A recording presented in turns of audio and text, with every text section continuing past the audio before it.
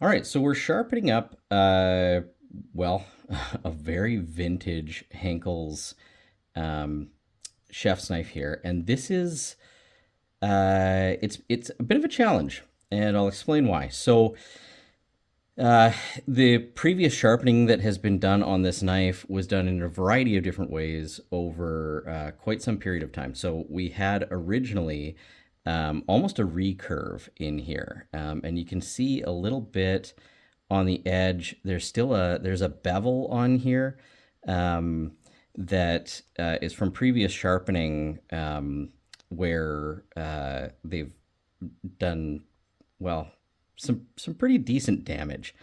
Um, it wasn't sharpened consistently, and it definitely wasn't sharpened professionally. So there was a bit of a bow in the middle of the blade here, especially. And so we've got it flattened out now. Well, we've got the profile largely fixed. Um, yeah, it's a nice smooth transition all the way along. It doesn't have a hard stop at the back end, which I like for my rocking chopping knives. Um, Now this one is for a paying customer, and we want to make it real nice. What's happened is this particular Henkel's knife, and I haven't seen this very often. I think this is maybe hand forged, definitely hand finished. But take a look at the taper um, on this tang here. So this is not your average mass-produced Henkel's knife. This is a very high quality piece, lots of attention to detail. I see a lot of tooling marks on here, so it wasn't finished to an extremely high standard, but it does have, it's got a tapered tang and a distal taper on the blade. You're not going to be able to see it very well, but you'll see over here at the base where the transition is, it's thicker, and then it tapers along the spine until we've got this extremely fine tip on it. It's a beautiful piece. It's got this lovely patina on it, and the customer wants to try to keep that vintage look in the patina. We also have these markings to deal with. I don't want to remove any of those. They're actually stamped in there. Um, yeah, I don't. They don't appear to be etched. I believe these are stamped directly into the blade. And so herein lies the problem. That distal taper along the spine, it also means that the thickness of the blade itself, the material, is thicker back here towards the heel and tapers to a nice fine point. But you see here, oh my gosh, it's thicker all of a sudden. I've had to grind the very cutting edge to get some shape back to it and remove that recurve. And what that's done is exposed that thickness difference. So we've got quite a bit of thickness back here, and then down to nothing in the middle, and then a little bit of thickness again out towards the tip. And so we're going to have to do grinding to bring those, to remove material to make it the same thickness behind the edge all the way along the blade. Now, this is a complicated a complicated process for a knife like this, because of course we've got this beautiful patina on there, and if we don't want to lose that vintage look and feel, well, then we can't grind the surface away. But we need to grind the surface away in order to remove material to get that back to a nice fine thick thin thickness. It's got to be nice and thin behind the edge all the way along the cutting edge. So we are going to have to do some removal, and if we just do that removal down or in the areas where it's affected, so primarily at the heel of the blade and then again at the tip, well, then you're going to have these weird bevels up the side of the knife at the front, and then nothing along the middle section, and then again these high bevels at the back again, and it's just going to look silly. Obviously, aesthetically, that won't be pleasing.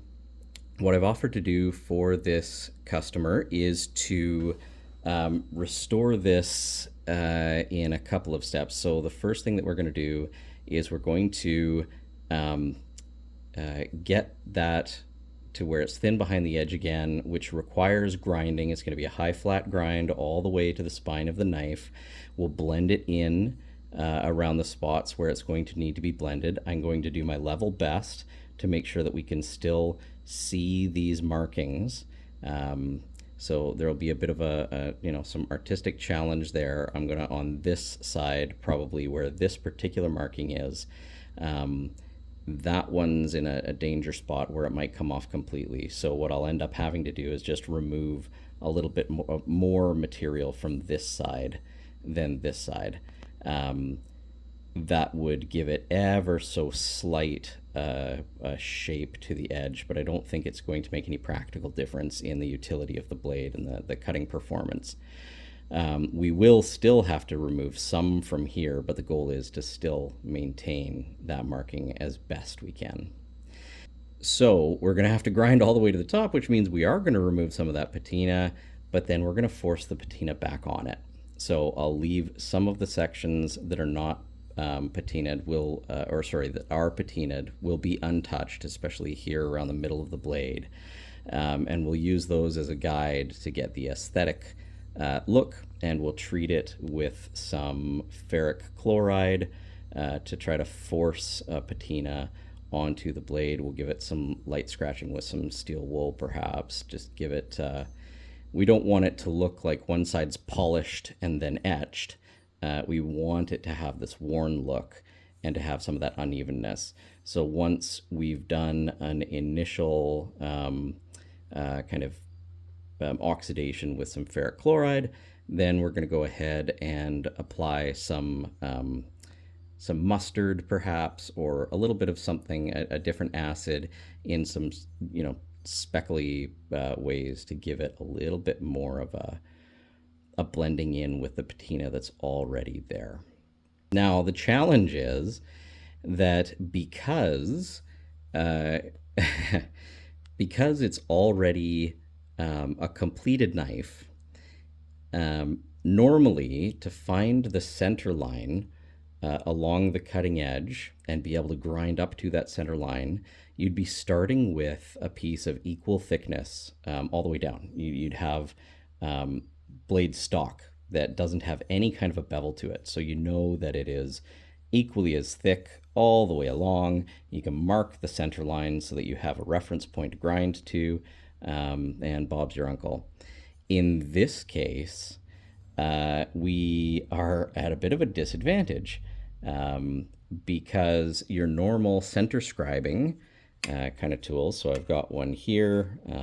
This is a bit that I threw together based on Walter Sorrell's recommended design. I don't know if he's the one who came up with it, but I've got a piece of high-speed steel from a drill bit there. This adjusts for the height. This just locks that high-speed steel drill bit in there. And then this one is for that round bar to bring it up and down and get the correct height on there. And then you can use that to scribe all the way down.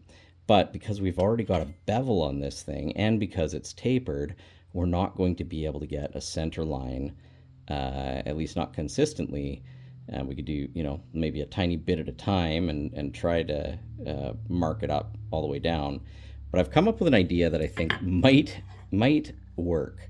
Might work better than this.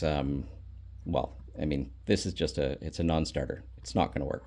So my plan is to use a little trick from the world of carpentry. And that is, if you've ever run a string line or a chalk line along a board and snapped it, that's the idea that I'm going for here. So what I'm going to do is I'll find the center of the heel back here. I'll put a little marking on there, and then I've got some really cheap dollar store orange thread. So it's highly visible. and I'm going to attach it down at this end of the blade. I'm going to run it back. I'm going to hold it with my thumb right along that center line under some tension there. So you can see the principle of how it would work right here.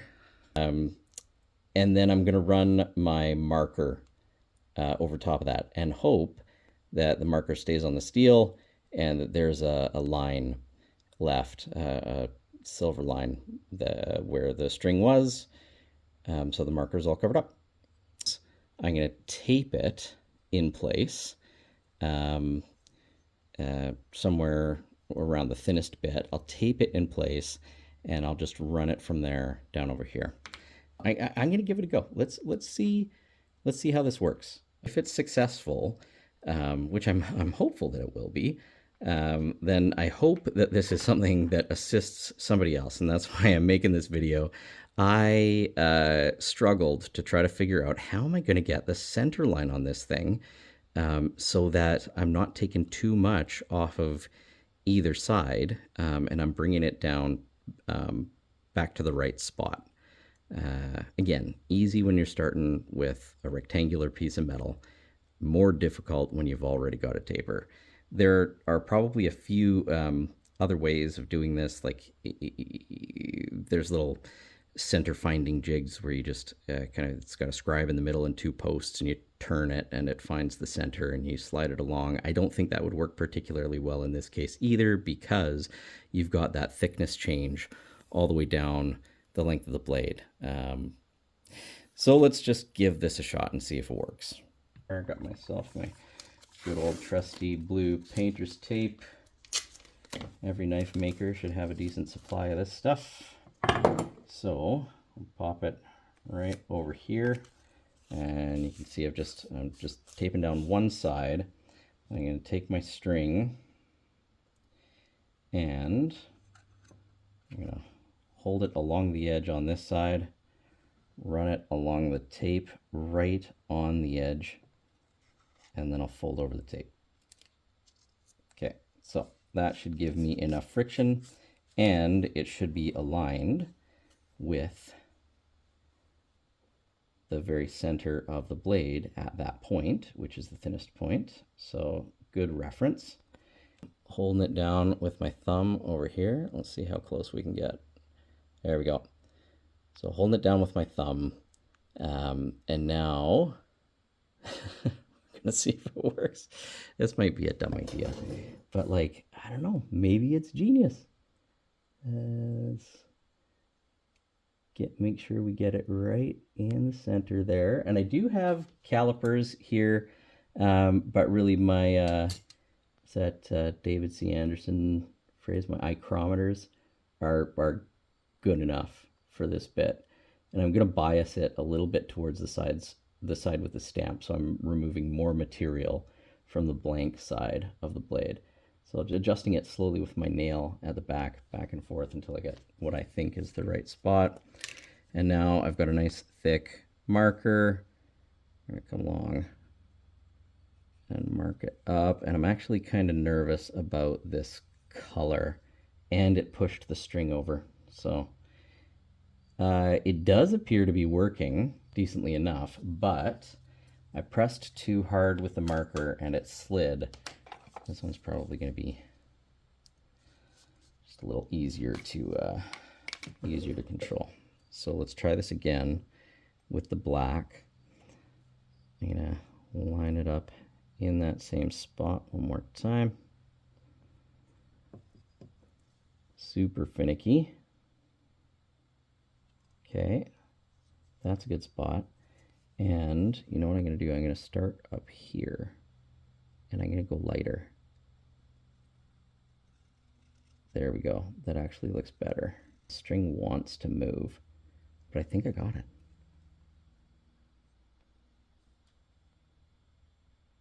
I didn't get it. It bled right through the string. What a pain. Man, I thought this was going to be some next level genius stuff. Hang on. Acetone here. Give her another clean up. it's holding on there. It just, the string is just too flexible. It wiggles down the side, and so you lose it. So what do we do about that? How do you make the string stay in place? Why does it work with, oh my goodness, I know what to do. What we're going to do is actually stay even more true to the way that it works in carpentry. We are going to get this nice and properly soaked in the juice of this guy, and we're going to lay it on quick as we can. We don't want it to dry out, and then I'm just going to gently press it onto the blade. And so instead of using the negative of a silver line on a black surface, we're going to use a black line on a silver surface. Here we go. Wish me luck. Down she rolls. Got to be real precise laying it on. Give her a little press.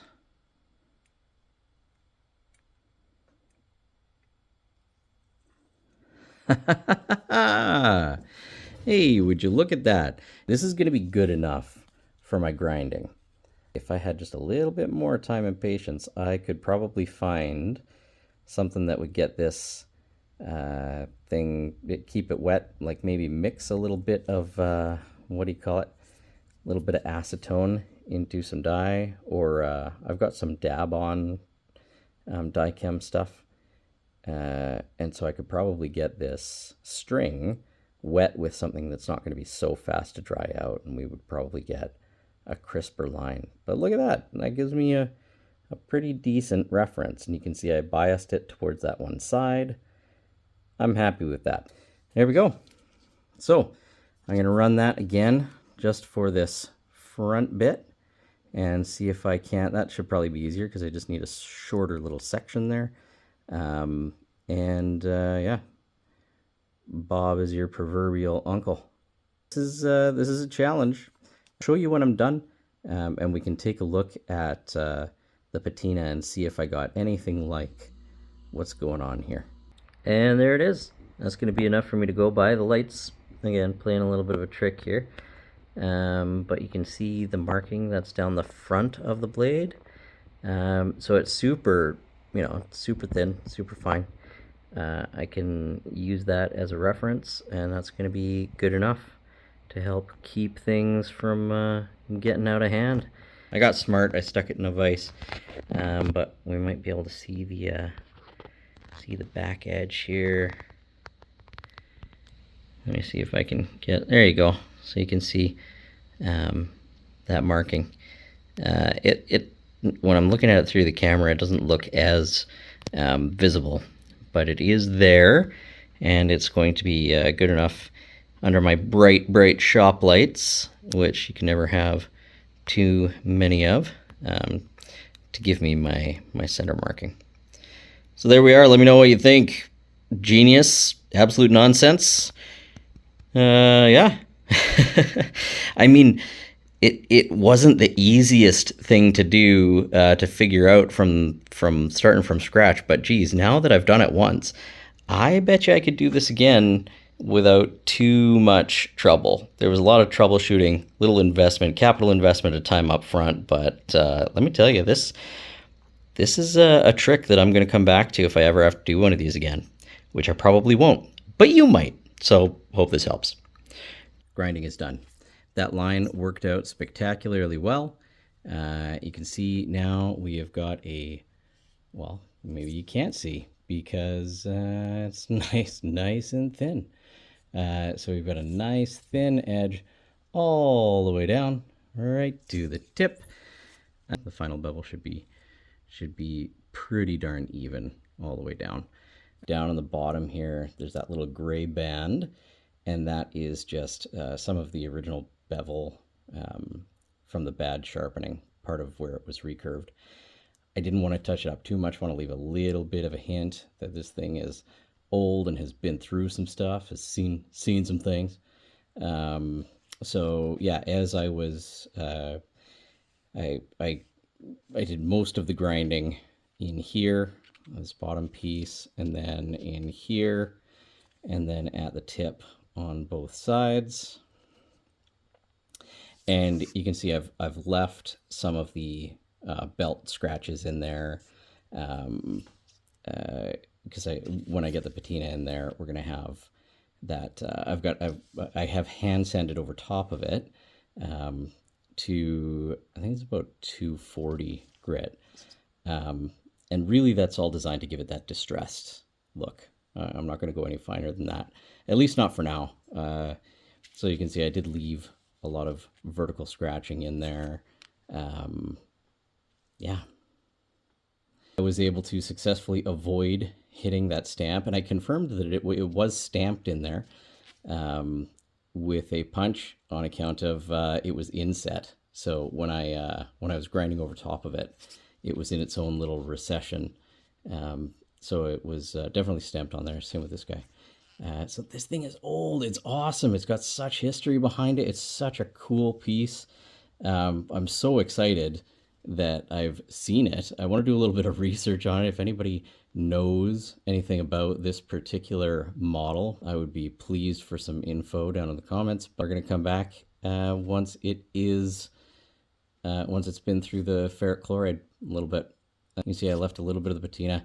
This side I didn't grind. I hand sanded, and so the patina is still. I can see where it was, the kind of shape and pattern of it all.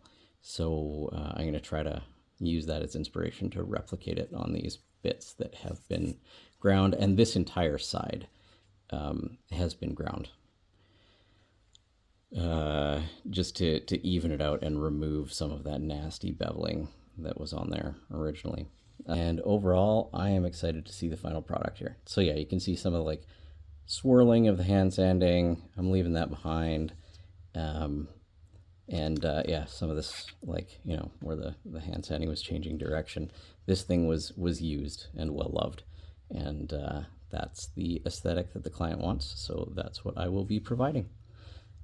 All right, let's hear once it's been through the ferric. Okay, so there it is. We've done one run through the ferric. It's now got that, it's gray. Yay, we turned it gray.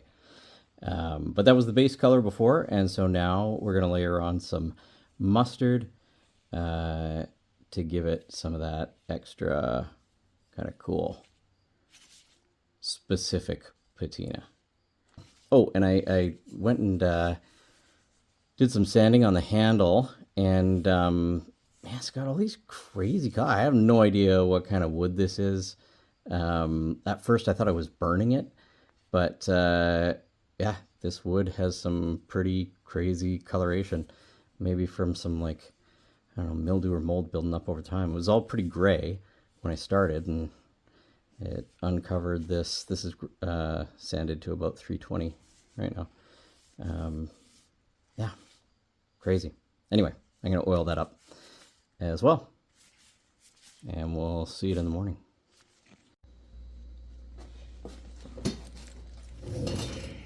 Well, for Pete's sake, this was originally supposed to be just a video about how to find the center line so that you can grind something like this, but I've gone so far now, there's no coming back. Let's just do the mustard together too, shall we?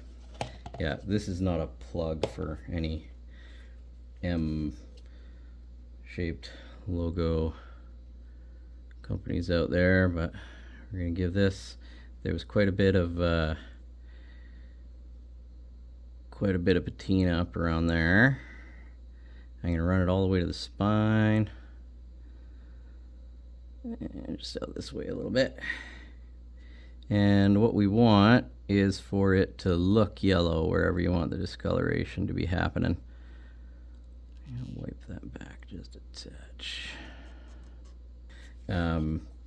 This is really just going to be, I'm going to do like a bunch right around the ricasso area here. And some random spotting and streaking. If there's not enough mustard in thickness, like it won't stay wet, it'll just dry out, and then I feel like the reaction stops a little bit. So we'll get some stuff on there anyway. That should look great in the morning. And if it doesn't, you can always fine sand it off with a little bit of 1200 grit sandpaper and try again. All right, there she goes. Spine, sides. It's gonna be lovely. I think it's gonna be great. I might mess around with this a little bit longer, but I won't make you watch that part. And here is our finished product. All right, so you can see, let me see if I can get a good angle with the light here. There's just a really nice subtle patina from that mustard. It just looks like an old knife that's been sitting in a drawer and passed down from generation to generation. I like it. Looks super cool.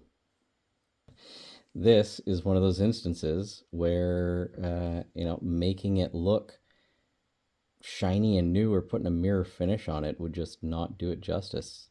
This is such a cool old piece. I am honored to have been able to check it out and play with it a little bit. The handles I have now oiled. I put a layer of this butcher block conditioner on the handle as well as the blade, just to stop any oxidation from creeping back in there, because it did come to me with that patina, but it did come with a little bit of rust too. Not much, just light surface rust, a little bit of pitting, nothing too major, came off easy. The edge has been sharpened to within an inch of its life. It is razor sharp. It shaves no problem. And it'll take the skin off a tomato with ease. So there it is. The customer wants to pass it down to the next generation. And so what a cool ancient heirloom piece to be able to pass down with a story behind it. And yeah, it needed repair. It needed to be it needed like some pretty extreme work to get it back to the point where it was a really nice functional chef's knife. But to keep that look and feel is a really cool thing to do. It is full of story, and that's what really matters. I couldn't make it look exactly the same, but I think we did a pretty darn good job. There it is. I like it. I'm proud of it. Perfectly imperfect, as it were. All right. If you liked it, give it a thumbs up, like and subscribe, all of that nonsense. And I'm going to go put one final little layer of beeswax on this handle and buff it to a nice shine. And this should live for many, many years to come and develop another set of generational stories. Lovely piece, going back to its original owner tomorrow. Tati bye.